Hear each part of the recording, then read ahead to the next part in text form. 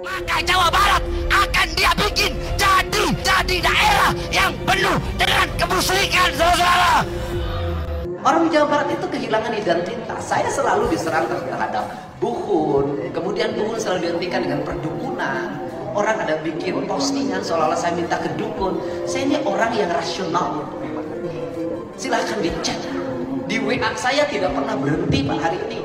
Saya mendoakan Bapak di sini, saya ucapkan terima kasih. Saya itu diajak orang kepada saya tidak percaya. Saya berziarah ke kuburan hanya pada kuburan ibu dan bapak saya. Kenapa? Saya ini orang rasional. Saya orang akademis dalam berpikir, dan saya anti mistik dan anti klinik. Saya tidak pernah datang ke Pananyahan sampai hari ini. Nah, kenapa tuduhannya itu? Karena mungkin karena sikap saya yang konsisten, ingat. Konsisten menjunjung tinggi semangat leluhur. Pertanyaannya kenapa itu dilakukan? Orang Jawa Barat itu warga yang akan tergerus hubungan dengan leluhur, taruhan saja. Dan orang Jawa Barat dengan mudah melupakan leluhurnya, menjelekkan leluhurnya, dengan mudah mengikuti orang lain, mengagungkan leluhur orang lain. Padahal dia dapat rumah dari leluhurnya, dapat tanah dari leluhurnya, dapat kebudayaan dari leluhurnya, dapat tanah yang subur, makmur, gemari, parepe, rapi yang bernama Jawa Barat, tanah yang indah ini. Sehingga saya katakan tanah yang paling indah di bumi ini adalah Jawa Barat. Untuk itu tanah yang harus dimuliakan adalah tanah Jawa Barat. Orang tinggal di sini. Ini kan spirit nasionalis yang saya ajarkan pada siapapun.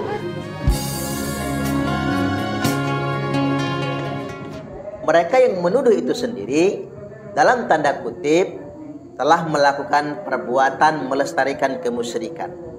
Bentuknya apa? Di antaranya misalnya nyembah kuburan. Mereka mendesain kuburan, lantas kemudian mengeramatkan kuburan, lalu kemudian memperlakukan kuburan seperti sesuatu yang disembah. Assalamualaikum warahmatullahi wabarakatuh. Mereka menuduh Kang Deddy Mulyadi menghidupkan kemusyrikan. Kenapa Jokowi aja saya sebut, apalagi Deddy? Kemarin Purwakarta jadi kota kemusyrikan. Kalau dia sampai jadi gubernur Jawa Barat, maka Jawa Barat akan dia bikin jadi daerah yang penuh dengan kemusyrikan, saudara. Tapi pada faktanya justru mereka itu sendirilah yang telah melestarikan kemusyrikan. Mengapa dikatakan demikian?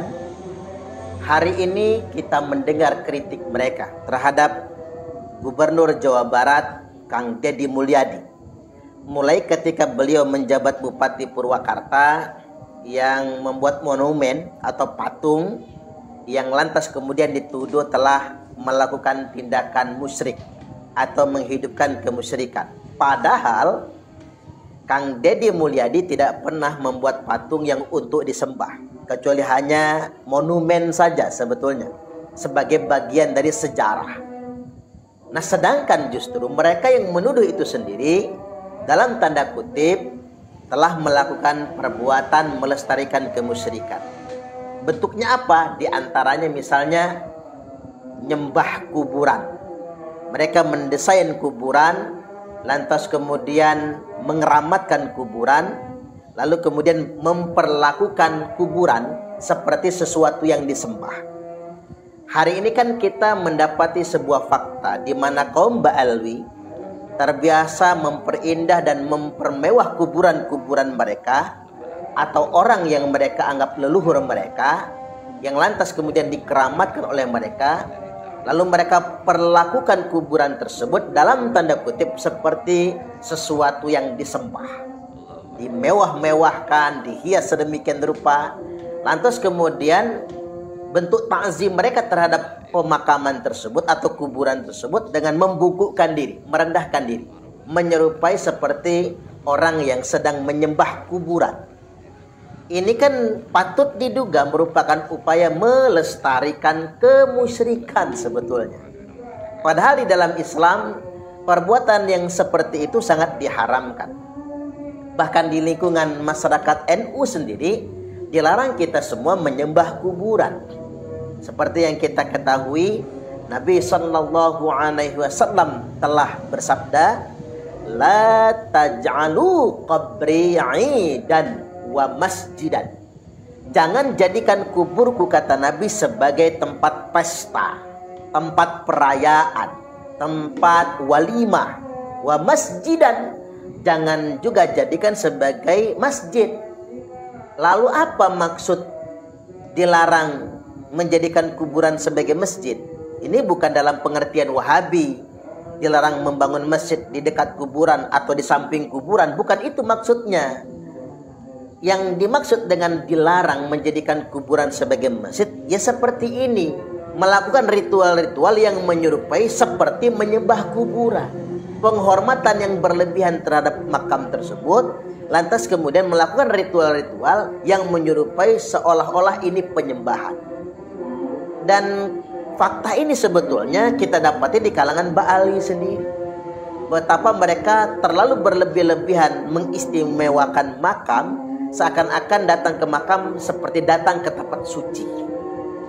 Bahkan kita menjumpai fakta di Yaman sendiri, di Tarim sendiri, ada makam yang mereka klaim sebagai makam Nabi Hud alaihi salam.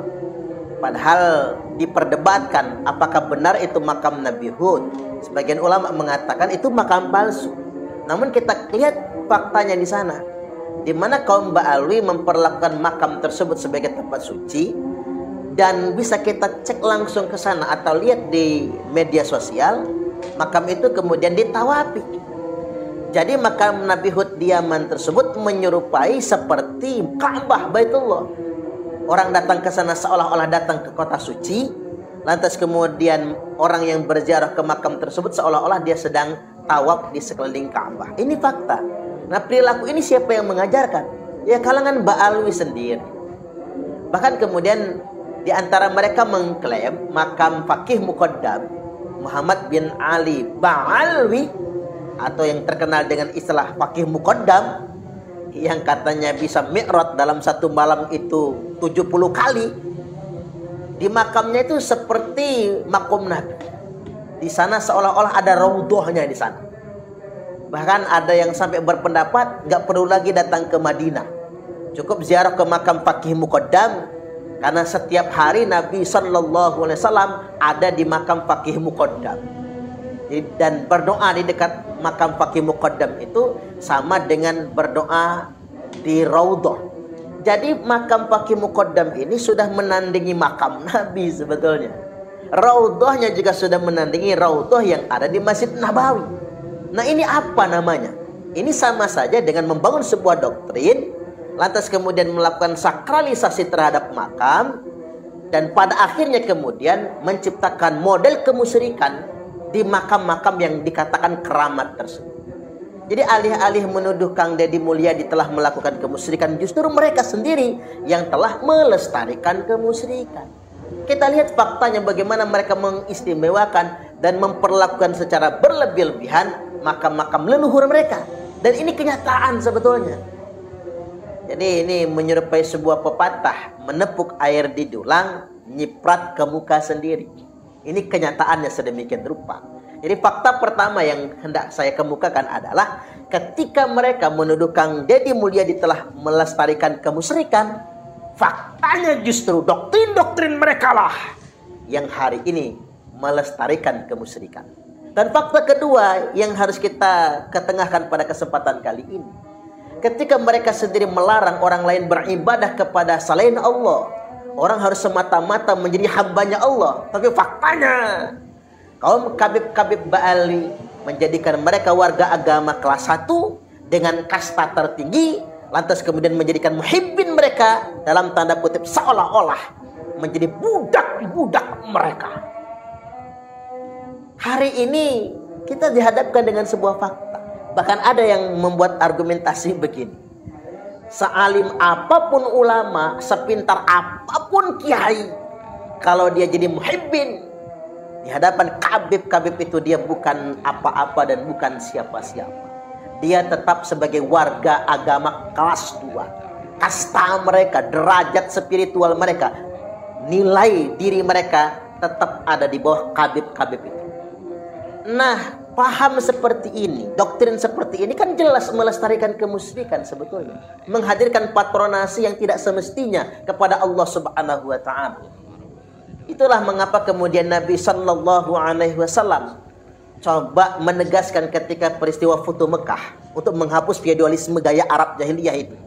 Beliau bersabda, Innallaha qad adhaba ankum ubiyatal jahiliyah wa ta'adumaha bi'abaiha. Sesungguhnya Allah telah menghapus dari kalian semua bangsa Arab jahiliyah, feodalisme, kesombongan, kastanisasi atau kastaisme, di mana kebiasaan kaum jahiliyah itu suka membangga-banggakan nasab mereka, membangga-banggakan leluhur mereka, memperlakukan orang lain seperti budak-budak mereka.